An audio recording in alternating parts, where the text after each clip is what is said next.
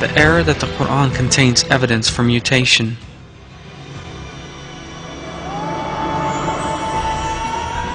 In addition to natural selection, another natural phenomena indicated as a so-called evolutionary mechanism is that of mutation.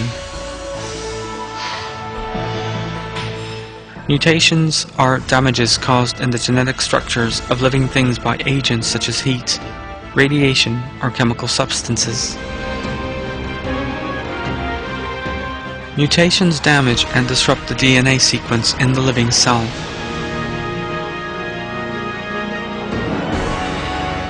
There is no such thing as a beneficial mutation. 99% of mutations are harmful, and the remaining 1% has no impact at all. A living thing subjected to mutation generally ends up crippled and defective, or else gets down with diseases such as cancer stemming from genetic impairment. In short, mutations add no new information to DNA, for which reason mutations cannot endow a life form with any new characteristics or organs. No evolutionary effect of mutations has ever been observed to this day. As with the subject of natural selection, the proponents of the delusion of evolutionary creation look for so-called evidence from the Quran. They come up with a number of irrational and illogical claims by distorting the true meaning of verses in their search for supporting evidence. The verses to which they appoint as supposed evidence for the nonsense that living things evolved by way of mutations are as follows.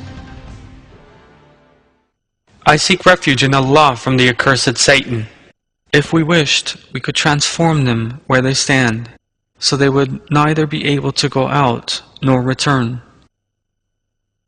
You are well aware of those of you who broke the Sabbath. We said to them, be apes, despised, cast out.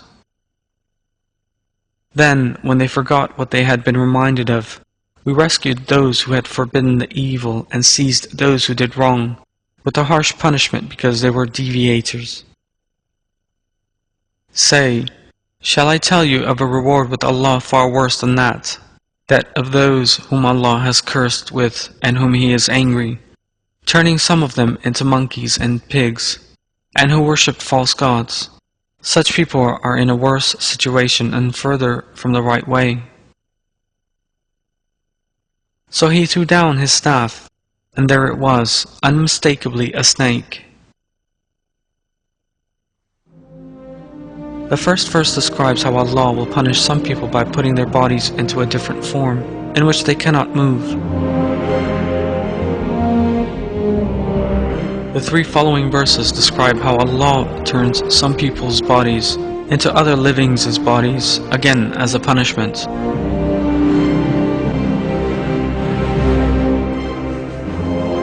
The final verse describes how Allah turned the Prophet Moses' peace be upon him staff into a snake. None of these things happened as a result of natural causes, but as the consequence of Allah's miraculous creation. All these transitions referred to in the verses happened in a miraculous way, with His telling them to be. They did not occur through evolution or mutation. It is nonsensical to seek to establish any link between these verses and the theory of evolution. The verses describe how Allah turned some people whom He punishes for their evil deeds into apes or pigs.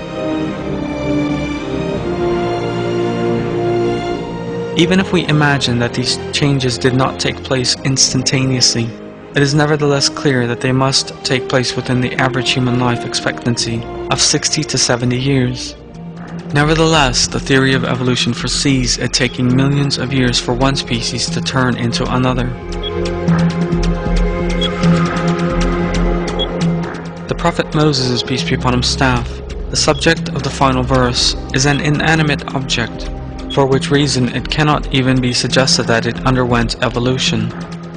It is even more nonsensical than the claims made by evolutionists to suggest that an inanimate staff suddenly turned into a dragon by way of mutations.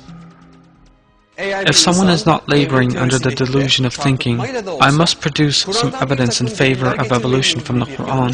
Even if I have to distort it, then it is absolutely impossible to interpret the verses in question as evidence of mutation. Indeed, attempting to produce evidence from the verses in favor of evolution in that way merely proves what a hollow, forced, and un-Quranic thesis evolutionary creation truly is.